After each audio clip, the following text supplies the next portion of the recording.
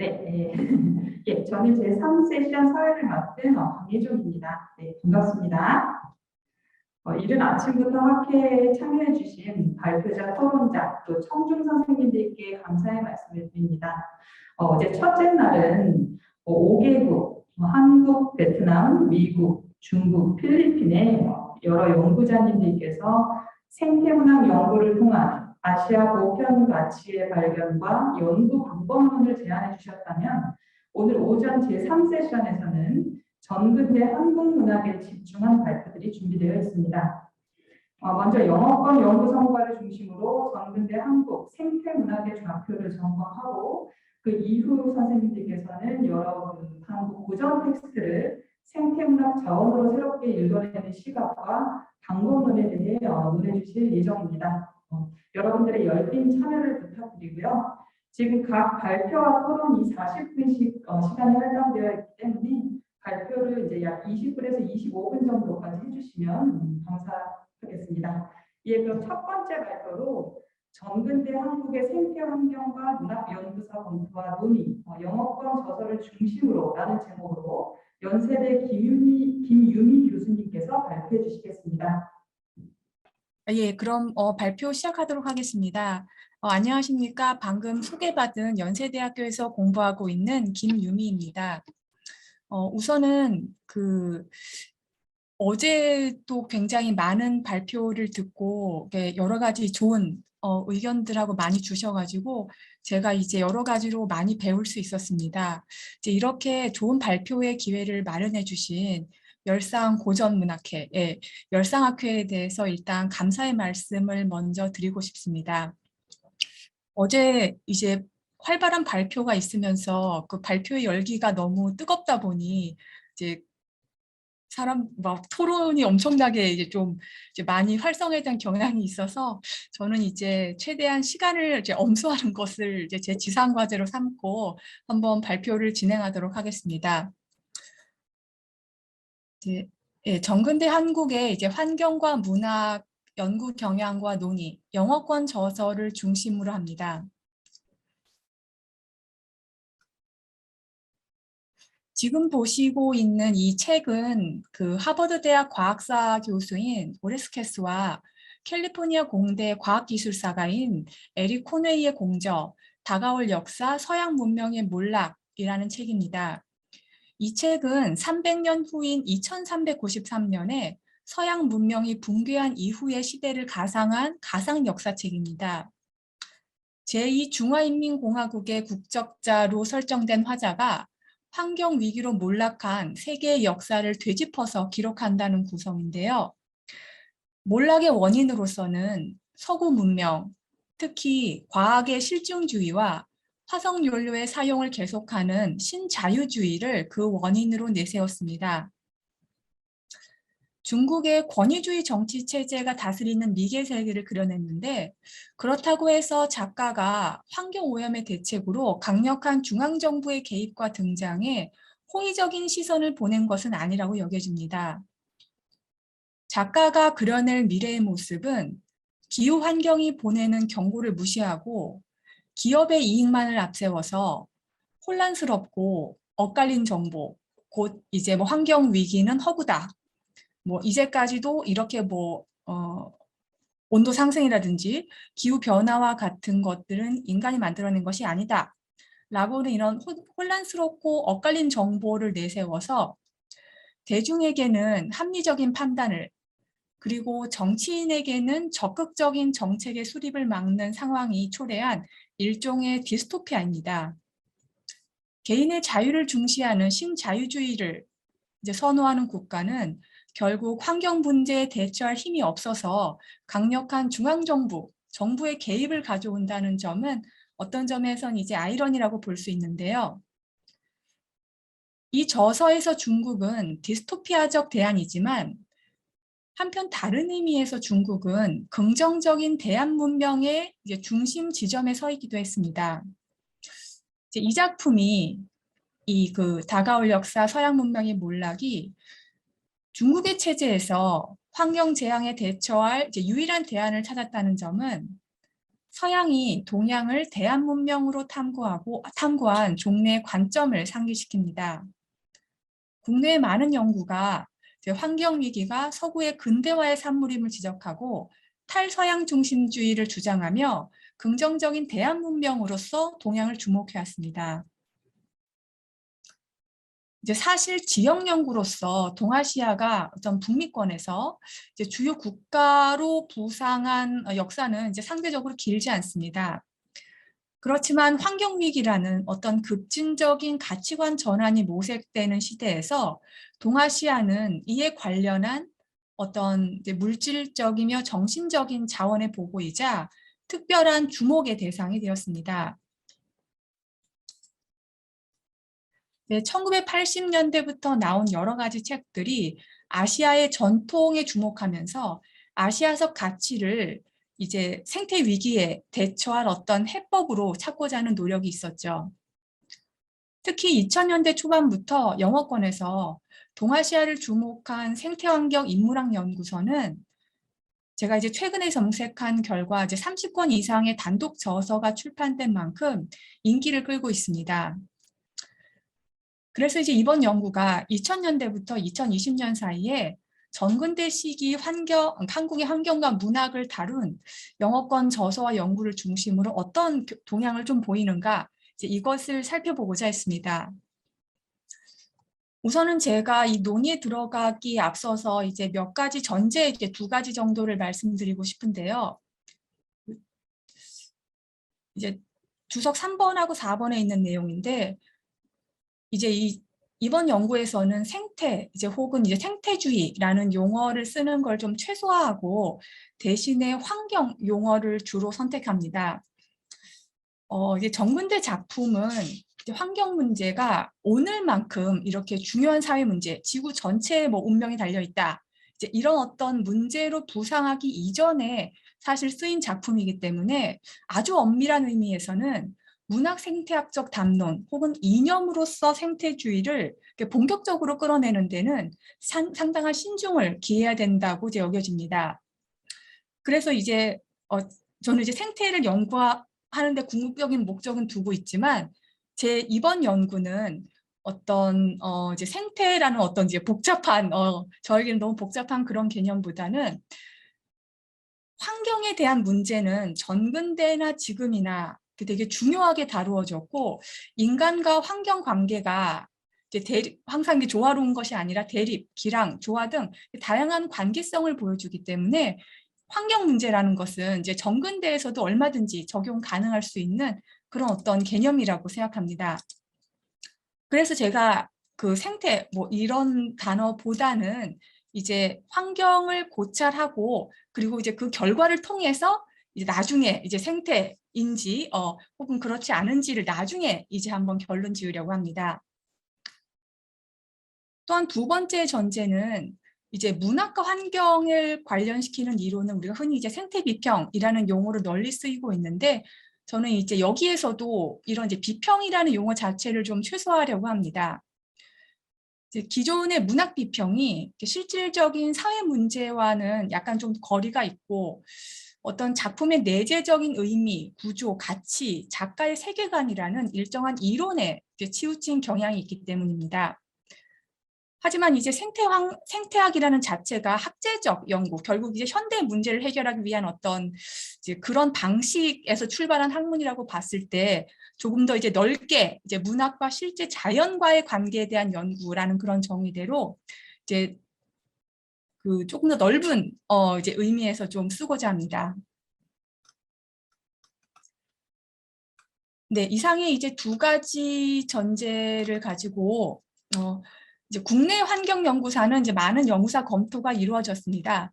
이제 물론 연구가 많이 돼 있다고 해서 그것만으로도 연구사를 점검할 이유가 되지는 않죠.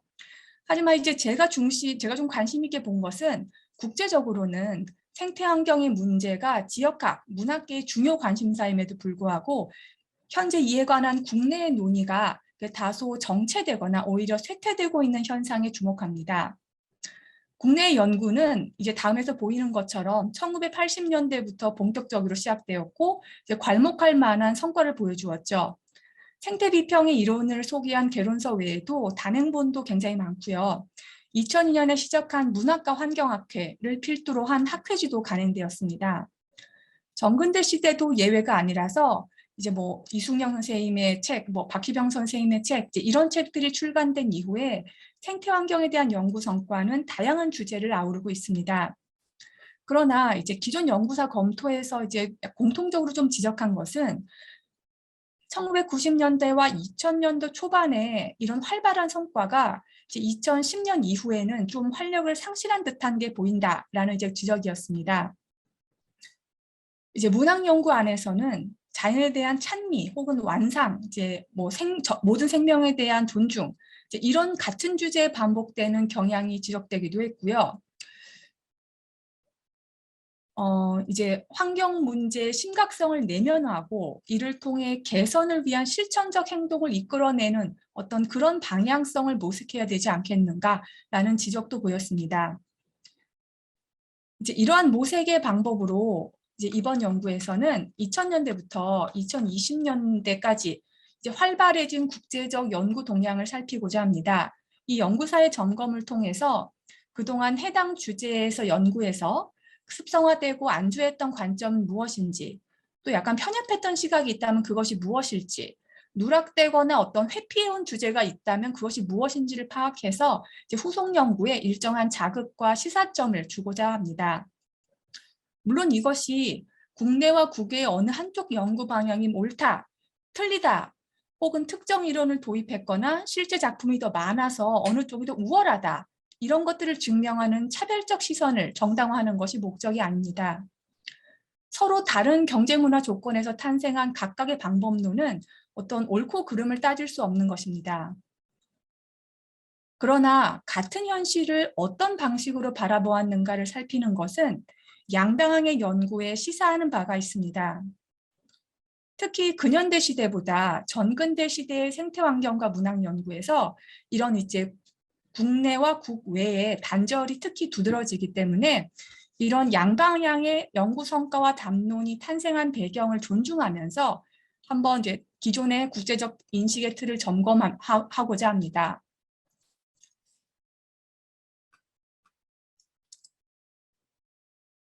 네, 다음으로 이제 연구 경향에 들어가겠습니다. 우선 기존 동아시아 연구 전반에서 가장 두드러진 현상은 한국에 관한 연구량의 부족, 그리고 이제 현대 연구와 비교한 전근대 연구의 부족입니다.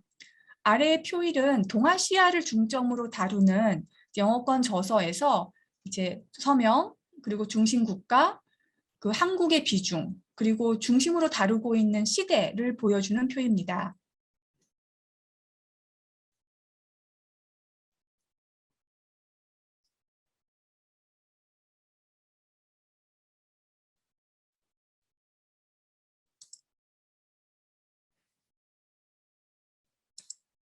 네, 표 보면서 설명하겠습니다. 기존 연구는 이제 국가적으로는 중국, 시기적으로는 근현대 시기를 중심으로 이루어졌습니다. 거의 모든 저서가 중국을 높은 비중으로 다루었고 일본과 대만 순으로 이제 비중을 차지합니다. 동아시아를 다루는 저서에서 한국과 다른 나라의 연구 비중 편차는 매우 큽니다. 한국의 자료는 중국이나 일본과 비교해서 뭐 10분의 1 정도이거나 서론에서 간략히 동아시아 나라의 하나이다라고 얘기한 뒤에 본문에는 없는 경우도 많았습니다. 보시는 표에서 이제 한국의 비중이 0인 저서가 바로 그런 예입니다. 동아시아의 근대와 생태 환경을 다루는 저서에서도 이제 그 예, 요 자료에서도 그 한국에 관한 자료는 전무합니다. 이제 이를 의식해서 이 저서의 서론에서는 일본도 있고 중국도 있는데 우리가 한국은 없다. 근데 이제 한국의 부재에 관해서 한국 관련 환경사 자료가 거의 존재하지 않아서 이 책에 포함될 만한 연구자를 구하지 못했다라고 언급되어 있습니다. 물론 이제 한국이 중심이 된 저서도 있습니다. 그런데 이런 저서들은 두 나라 사이의 비교를 다루는 일부 저서에 국한되어 있습니다. 그리고 이제 비교문학 연구학회에서 동아시아 특별호, 환경 특별호인 이제 Comparative Literature Studies. 이제 이게 서구와 동아시아의 비교, 혹은 이제 개별 나라의 사상을 중심으로 생태 환경을 다루고 있는데 전부 11편의 연구 중에서 중국에 관한 연구가 8편, 대만 1편, 일본 연구 1편이고 그 중국 동북부 지방의 한국계 소수민족, 조선족이죠. 이걸 다루고 있는 연구가 1편이 있습니다. 이건 이제 한국 연구라기보다는 약간 이제 중국 쪽에서 본 어떤 소수민족 연구에 가깝죠.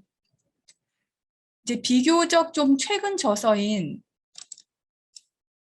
그 세 번째 보이는 이코 앰비규이티. 이제 이 경우에는 나라별 현상을 다루는 9편의 연구 중에서 이제 2편이 한국 중심이어서 비교적 고른 분포를 보이는 정도입니다. 이제 이러한 경향은 한국에 대한 연구가 영어권 학계에서 상대적으로 관심의 정도가 낮거나 혹은 관심은 있는데도 접근하기 어려운 현실을 반영합니다. 이러한 어떤 정근대 문학의 소외는 또 더욱더 두드러지는데요. 그 정근대에 좀 집중한 이제 책에서는 이제 중국, 일본, 대만의 연구로 구성되어 있고 한국에 대한 단독 연구는 포함되어 있지 않습니다. 이러한 현상은 이제 개별 논문에서도 좀 마찬가지 현상으로 보입니다.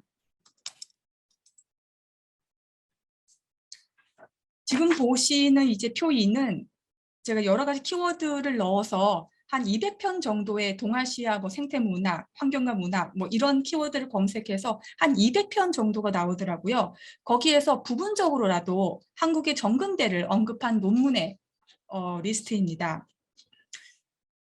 이런 개별 논문 역시 저서와 마찬가지로 비중은 현대, 근대, 정근대 순이고 그 정근대 비중은 상당히 낮죠. 현대 연구의 정근대가 언급된 경우에는 이제 근현대와 비교되는 어떤 대조적인 모습을 보여주는 시공간으로 간략히 언급되는 경우가 대부분이었습니다. 다음으로 연구 방법은 비교 문화적 시각이 두드러진다는 점입니다. 그 주요 비교 대상은 국은 이제 중국, 일본, 뭐 중국, 대만, 이제 일본, 대만입니다. 그 표에서 그 책과 그 비교국을 이제 보여드리고 있고요. 그 앞서 표에서 언급했던 저서의 대부분도 이제 비교 문화적 시각을 통해서 동아시아의 환경적 특성, 가치관을 살펴보고 있습니다. 동양과 서양을 대립항으로 보고 그 역사적 경험에 따른 차이를 비교하는 연구는 최근 들어서 확실히 줄어들고 있습니다. 단순히 동양, 서양을 크게 나누는 것은요. 하지만 그것 대신에 동아시아 국가 사이를 좀 더 정밀하게 비교하는 그런 연구가 차츰 증가하고 있는 걸 볼 수 있습니다. 이제 한국에 관한 연구는 물론 적습니다. 근데 이제 일본과 한국의 환경사를 비교하는 이제 다음의 책에서는 정근대 일본과 한국의 지역적 근접성, 유사한 생물군, 평지와 해안선 뭐 이런 공통점과 함께 지질학적으로 주목할 만한 차이를 밝혀내고 그것이 당대 구성원이 이제 가지는 환경에 대한 인식, 이제 환경 조건에 따라서 인간의 삶의 방식과 인식이 어떻게 달라지는가를 이제 보여주고 있어서 주목됩니다. 이제 그 논문의 경향도 좀 이것과 유사하고요. 이제 국내 연구자들이 이제 국제학술지에 논문을 발표한 경우도 이제 상당 부분 찾아볼 수 있는데 이제 이런 경우에는 동아시아 내 비교 문화적 관점보다는 대체로 한국과 서양의 비교 혹은 서양의 생태 비평 이론이 한국 학계에 미친 영향, 한국 작품에 집중한 내재적 연구가 이제 많은 경향이 있었습니다.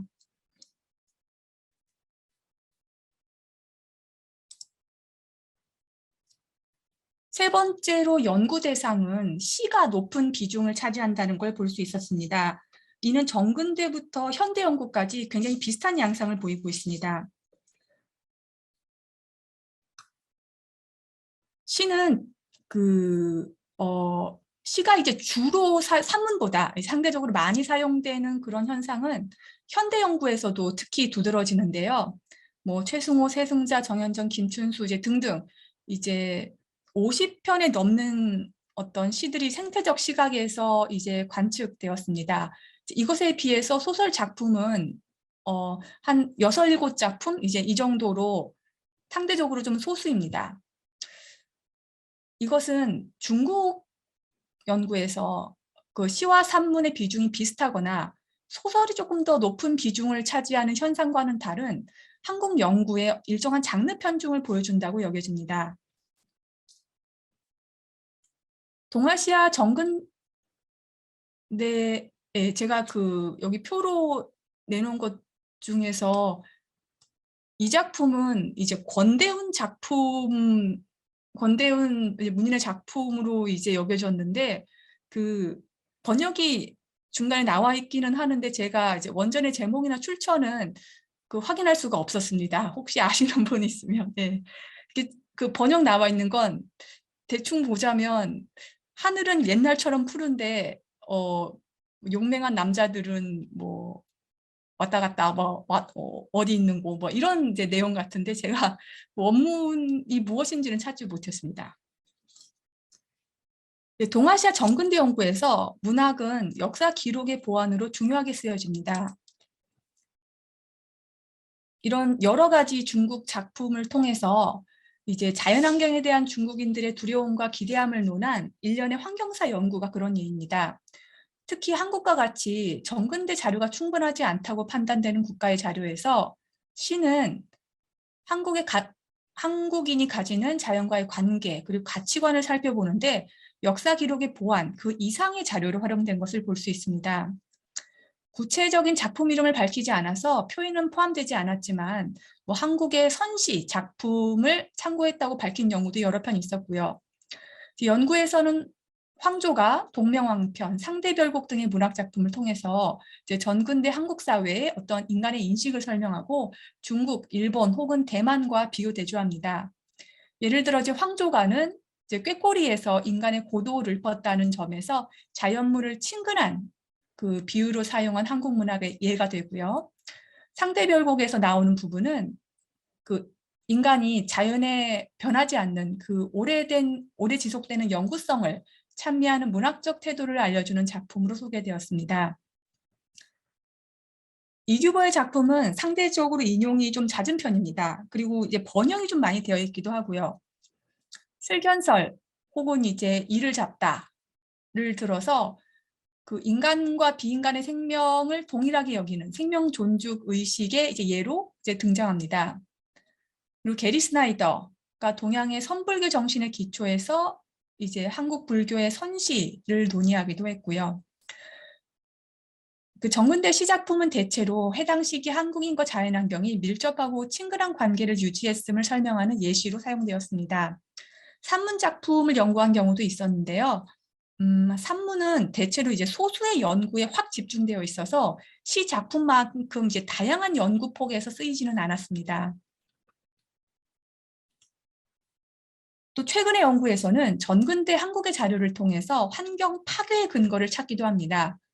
동명원 편에서 주몽이 도읍을 짓느라고 산림을 해치는 그런 이제 모습을 이제 산림 파괴 현장 이제 이것으로 보기도 하고요. 동명원 편에서 주몽이 이제 말의 혀뿌리에 바늘을 꽂아서 말이 이제 먹이를 먹기 못하고 괴로워하는 모습. 그리고 이제 하얀 사슴을 잡아서 거꾸로 매달아 놓고서는 막 저주하니까 사슴이 괴로워하면서 울부짖는 장면. 이런 장면을 이제 인간이 동물을 학대했다라는 이제 경험의 예시로 소개되기도 합니다. 하지만 전반적으로 볼 때는 정근대 연구의 대상 작품은 손상되지 않은 자연환경의 아름다움 그리고 한국인의 자발적인 자연 친화 정신을 보여주는 시 작품군이 중심이 되었고 이는 근현대 연구가 환경 오염 그리고 한국인의 환경 파괴 실상에 관한 작품을 다루는 것과는 대조됩니다. 그리고 네 번째로는 연구 주제. 이제 유교를 중심으로 정근대에서 이제 이상적인 인간-자연 관계가 있었다라는 이제 그런 주제에 좀 더 이제 천착한 면을 볼 수 있습니다. 이제 동아시아 연구는 철학과 사상을 중심으로 동아시아에 속한 나라를 하나의 단위로 묶어 사유하는 경향이 있었습니다. 특히 정근대 시대 연구가 이런 경향이 강하고요. 이것은 이제 영어권 국가 연구뿐만이 아니라 이제 중국 연구의 어떤 현재 경향과도 일부 맞닿아 있는 것으로 보입니다. 동아시아에 속한 나라를 하나로 묶는 핵심 키워드는 유교이고요. 한국이 유교 전파지였다는 이제 사실은 중국의 현상을 설명하면서 한국을 그 이제 어떤 하나의 부류로 자연스럽게 포함시키고 이를 통해서 동아시아의 환경과 문학을 하나의 분석 단위 혹은 사유 단위로 보는 정당성을 제공합니다. 이러한 논의는 대체로 한국, 중국, 일본 3국이 서양의 힘이 닿기 전에 강력한 자연주의 사상, 비전이 있었음을 설명하는데 이 비전의 핵심 동력으로 유교가 제시되고 있습니다.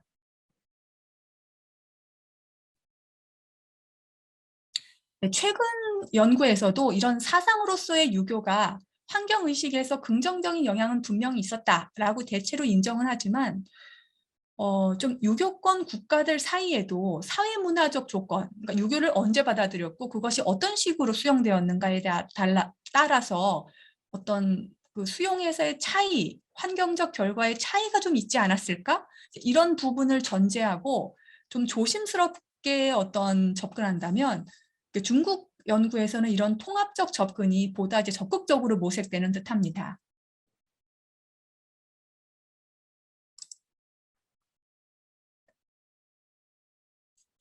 네, 한 5분 정도 남은 것 같아서 논의와 결론으로 넘어가겠습니다.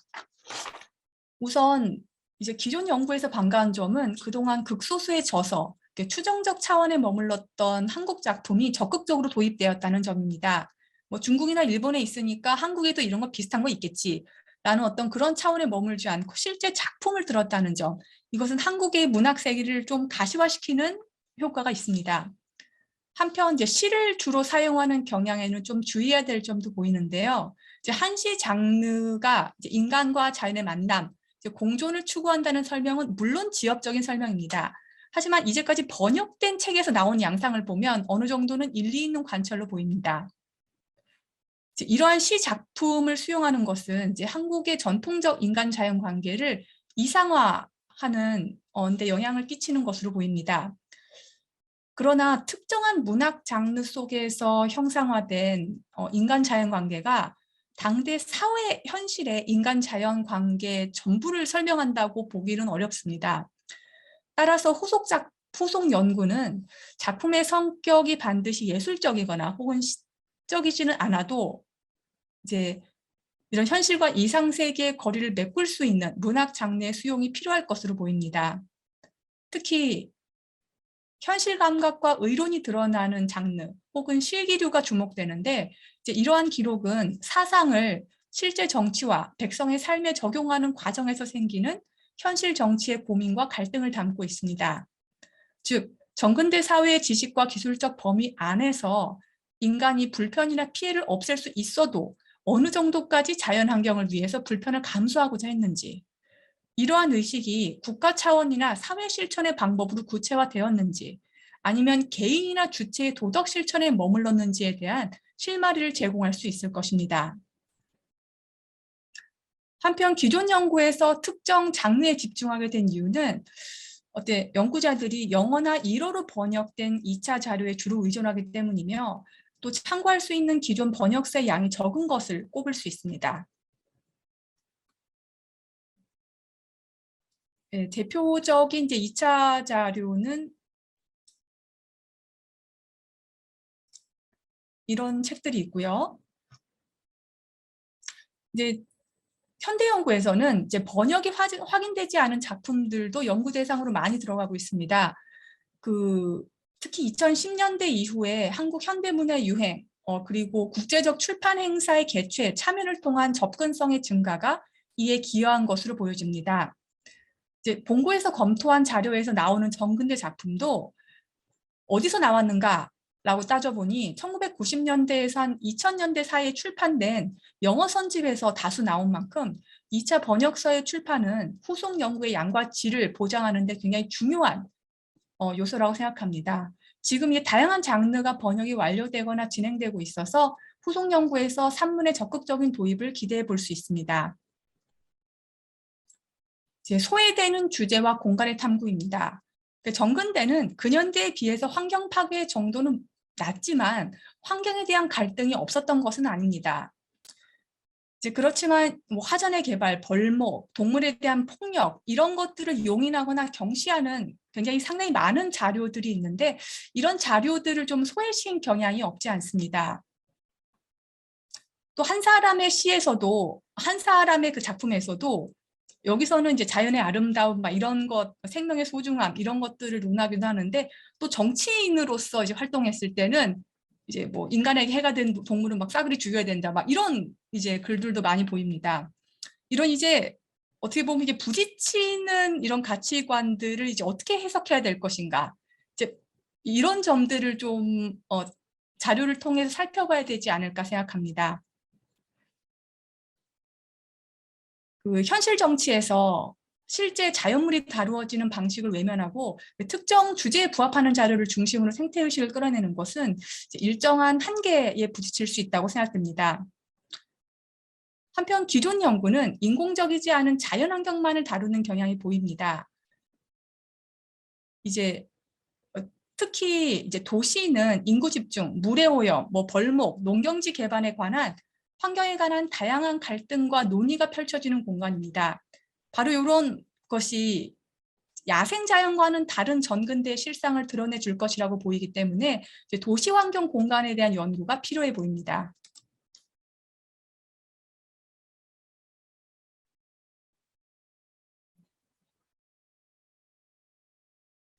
네. 그리고 이제 마지막으로 전근대 동아시아에서 한국의 특징을 보면, 물론 한국이 중국과 지리적 국경을 맞대고 영향을 주고받았기에 이제 한국의 실제 상황, 그러니까 한국과 중국이 비슷하다라는 것은 실제 상황이며 이제 일부는 사실입니다. 그렇지만 이제 밀접한 영향력이 있었다는 사실이고 수용하는 국가의 독재성 부재를 의미하는 것은 아닙니다. 이런 어떤 중국 중심의 한국 연구는 동아시아 국가들 간의 현실이나 이질성을 단순화시키고 결과적으로는 한국이 가지고 있는 역사적 경험의 독자적 의미를 외면해버리는 결과가 나올 수 있습니다. 이제 문화나 사상은 한 나라에 생성되어도 지역적으로 전파되는 과정에서 선택과 재해석, 재규정이 수반됩니다. 유교가 한국에 수용된 방식이 중국, 일본이나 베트남 같은 똑같은 조건이 아니면서 또 이러한 것이 이제 한국의 문화 산물을 좀 달리 만들었다라는 그런 연구 결과가 있는 것처럼 전근대 한국이 인전 문화의 문화 수용과 적용 과정에서 정치 문화, 지리적 위치와 환경의 차이에 따라서 어떤 차별되는 결과를 낳았는가를 살펴보면 좋을 것 같습니다.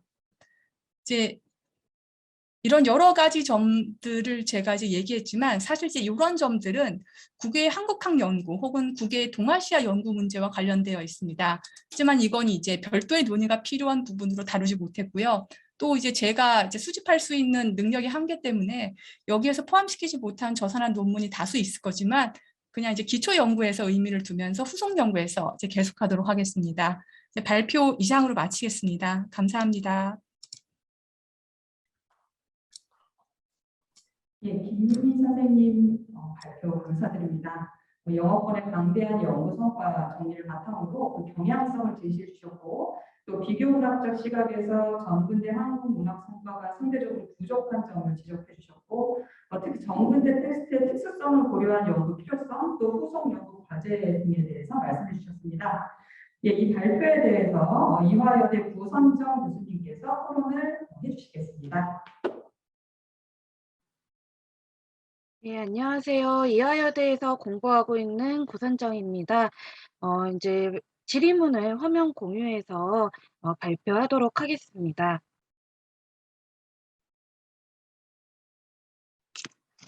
선생님 보이시나요? 토론문? 잘 보입니다. 예. 그러면 토론문을 읽는 것으로 대신하도록 하겠습니다. 본 논문은 2000년대부터 최근까지 영어권 저서에서 전근대 시기 한국의 생태 환경과 문학을 어떻게 조명하고 있는지를 파악할 수 있게 해준다는 점에서 의의가 있습니다.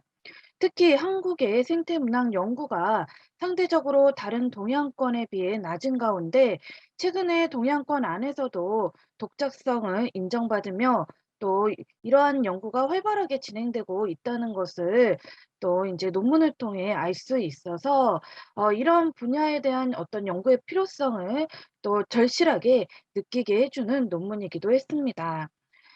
이제 독자의 입장에서 논문을 읽으면서 몇 가지 궁금한 점이 생겨서 질문하는 것으로 질의를 대신 하겠습니다. 첫 번째는 전근대 시기 한국의 환경과 문학을 해외에서 조명해야 하는 이유가 무엇인지 좀 더 명확하게 서론에서 제시되었으면 합니다. 왜 전근대 시기인가? 그리고 이 시기에 어떤 생태의 어떤 환경과 문학이 어떤 독자성을 가지고 있는가? 해외 연구자들에게 어떤 영향을 미칠 수 있는가? 이런 것들이 좀 더 서론에서 설명이 되었으면 합니다. 다시 말해 전근대 한국의 환경과 문학에 대한 차별성이 드러나는 지점이 무엇인지 이것에 대해서 선생님의 의견을 듣고 싶습니다. 두 번째는 비교 문화적 연구 시각에 대한 내용이 다소 소략하게 서술된 것 같습니다. 특히 동아시아 국가 사이에도 최근 비교 연구가 진행되고 있다고 하는데요. 비교 문학적 시각은 단순히 두 개의 대상을 비교했다는 것이 것에 의미가 있는 것이 아니라 비교하지 않으면 얻어낼 수 없었을 결과를 보여주는데 그 목적이 있다고 볼 수 있겠습니다. 그렇다면 그러한 비교 문학적 시각을 통해 저서나 논문이 끌어내는 의의가 무엇인지 궁금해집니다. 세 번째는 선생님께서는 최근에 이 시대 환경과 문학 연구가 시작품 중심으로 이루어지고 있어서 자료에 대한 한계가 있다고 하셨고 의론이 날카롭게 드러나는 산문 장르의 도입이 필요하다고 또 설명하셨습니다. 하지만 이제 산문 중에서도 고전 소설을 생태 문학적 시각을 도입해서 읽어낼 수 있지 않을까 또 생각이 됩니다. 또 선생님께서도 또 고전 소설을 전공하시니까 어떤 고전 소설의 어떤 활용 문제 뭐 이런 것들도 한번 고려해 보시면 어떨까라는 생각이 듭니다. 고전 소설의 특징상 허구성은 빼놓을 수 없으나 허구성도 그 시대의 상황이라는 우산 속에서 펼쳐지기 때문입니다. 이와 관련해서 어떤 작품을 예로 들을 수 있을지 말씀해 주시면 좋을 것 같습니다. 마지막은 선생님께서는 한국 밖에서 연구된 전근대 문학의 경향을 특정한 범위 안에서 고찰하셨습니다.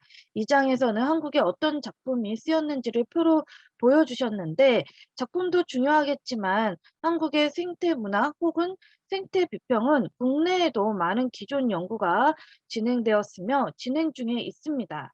비록 생태학이 한국에서 출발한 것은 아니나 지금은 국내에서도 나름의 생태적 의론 혹은 시각을 어느 정도는 정립했다고 볼 수 있을 것 같습니다. 해외 연구자들이 한국 연구에서 국내의 생태 비평 혹은 생태 문학의 연구 성과를 어느 정도 수용하고 있는지도 궁금합니다. 이 부분에 대해서도 좀 더 부연 설명해 주시면 고맙겠습니다. 이상으로 질의를 마치겠습니다.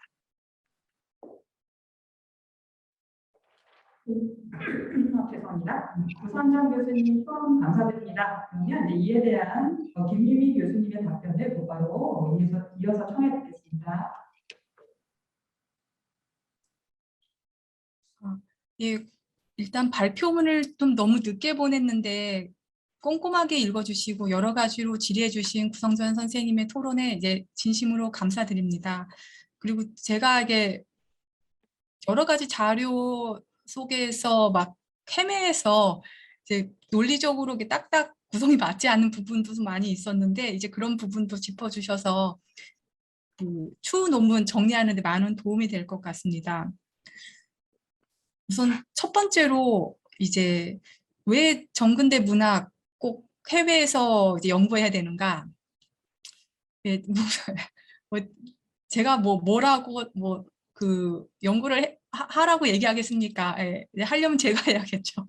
예, 이제 근데 이제 제가 좀 중국이나 일본의 연구 성과가 굉장히 이제 많은 걸 보면서 이제 사실상 약간 부러웠던 것도 이제 사실이고요.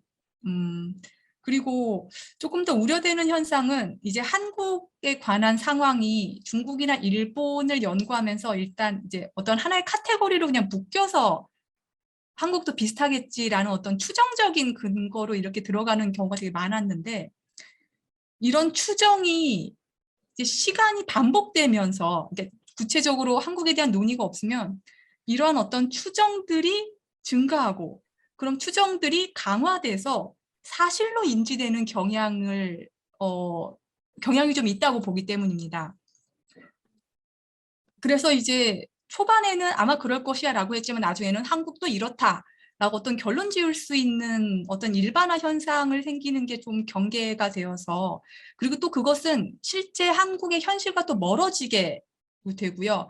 한국 연구의 성과와도 또 멀어지는 결과가 있어서 단절이 생태학에서는 되게 그러니까 소통이 생태학에서 되게 중요한데, 이런 소통을 제대로 하지 못한 상태로 이제 양방향의 연구가 다른 방향으로 이제 치닫고 있는 것에 대한 어떤 제가 좀 우려하는 부분들이 좀 있었습니다. 그리고 이제 한국에서 어떤 점이 중국과 일본과 좀 다르겠는가라는 점을 또 질문하셨는데 물론 이제 연구 중에 있습니다만은 그 중국에서 코끼리의 후퇴 이제 이런 작품을 통해서 어떤 코끼리라는 표지 동물을 잡아서 이렇게 뽑아냈는데, 저는 이제 그런 부분들이 땅이 달라지면 동물이 달라지기 때문에 어떤 한국의 호랑이라는 이런 어떤 동물들이 어떤 한국의 표지 동물로 들어갈 수 있지 않을까라는 그런 어떤 커다란 생각을 한번 해봅니다. 그리고 두 번째는 이제 비교 문화적 연구 시각. 예, 제가 조금 더 이제 상세히 서술하겠습니다. 이러한 어떤 비교 문화적 시각을 통해서 추구하는 것은 이 생태학의 문제를 한국 밖에서 다루고 있는 것은 궁극적으로 그들의 문제를 해결하고 싶어서 어떤 해결 방식을 찾고자 하는 것이거든요.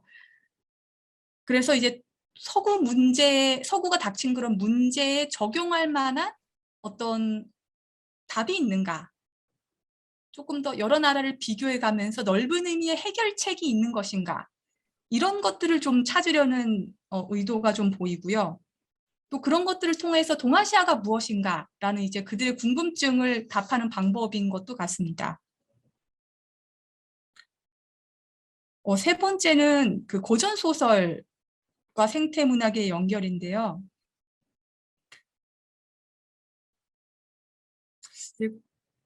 김연감호 같은 작품들 이제 호랑이가 나와서 이제 뭐 싸우거나 뭐 이런 장면들이 어떤 당시 사회 정치 상황에 따라서 호랑이를 묘사하는 방식이 좀 달라졌을 거라는 것이 저의 가정이고, 김연감호 같은 작품 정도.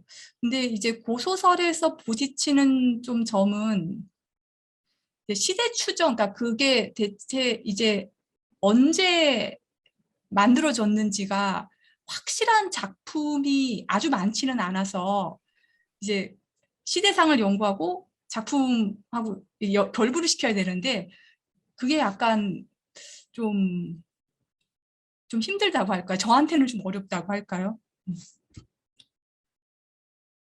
그리고 이제 네 번째 문제는 작품은 수용되고 있는데 국내 국내 연구자들의 의론이 반영되고 있는가? 현대문학에선 그렇습니다. 제가 위에서 보여준 표에서 이제 사이먼 에스터 이라는 연구자분과 뭐 김원중이라는 연구자분들의 이제 연구로 인해서 이제 서로 현대문학에서는 어느 정도 의론과 담론이 서로 이제 교환되고 있는 현상을 볼 수가 있습니다. 그런데 이게 저희들 제 눈에 잘 안 띄는 이유는 이런 연구가 현대 생태 문학 연구가 국문학자가 아니라 영문학자 중심으로 이루어지고 있습니다. 그래서 영문학 저서에 한국 문학에 대한 자료가 많이 포함되어 있어서 현대문학에서는 영문학자를 중심으로 이제 어느 정도 이제 교류가 이루어지고 있는데, 고전문학에서는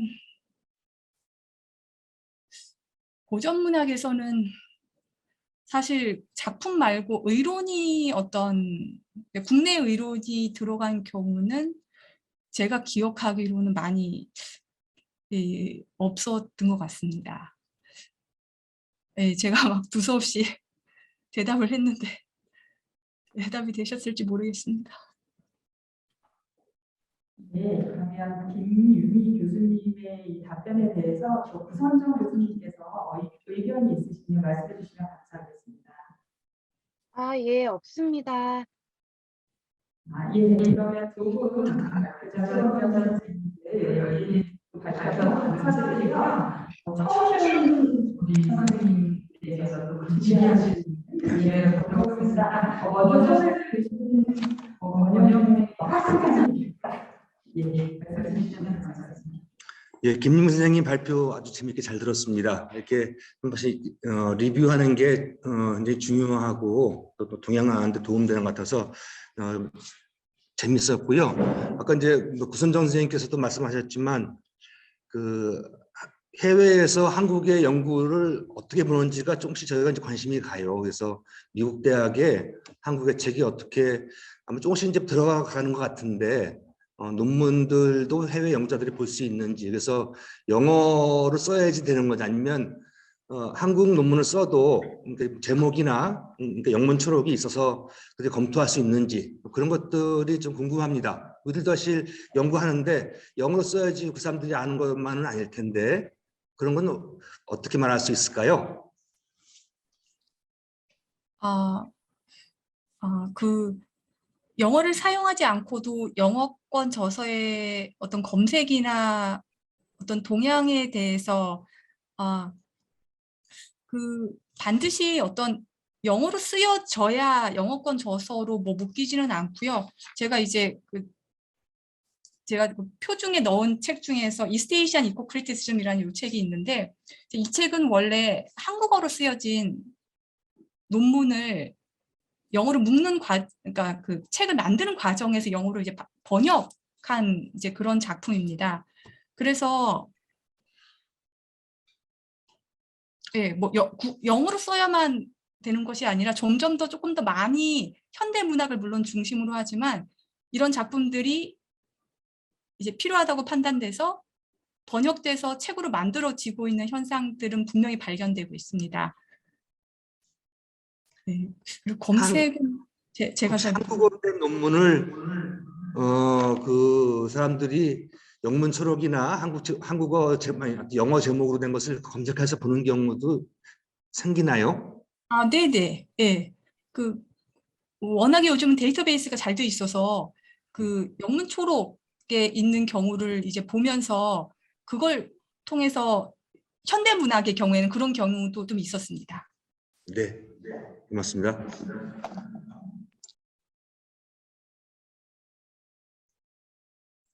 예, 다른 또 청중 선생님들께서 질문이 있으시면 해주시면 감사하겠습니다. 안영훈 선생님이 그 예, 그 슬리퍼에 혹시 질문이 올라왔는지요?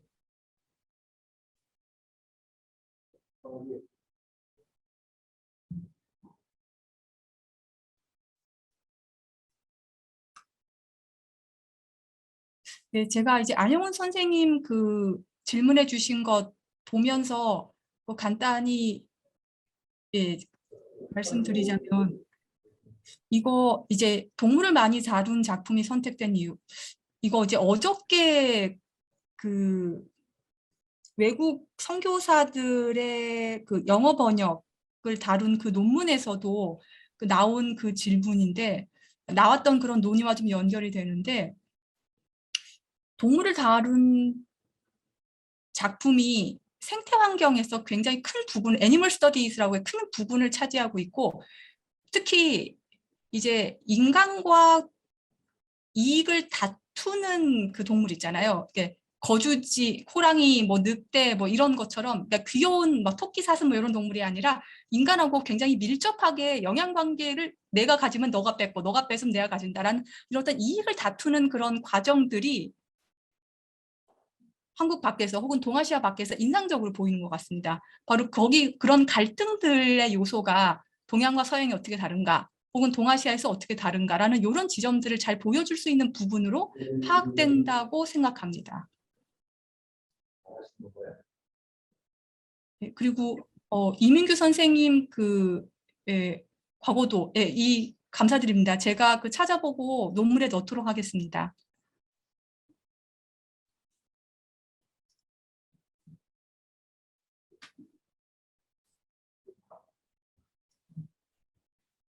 예, 다른 선생님들 혹시 질문 있으신지요?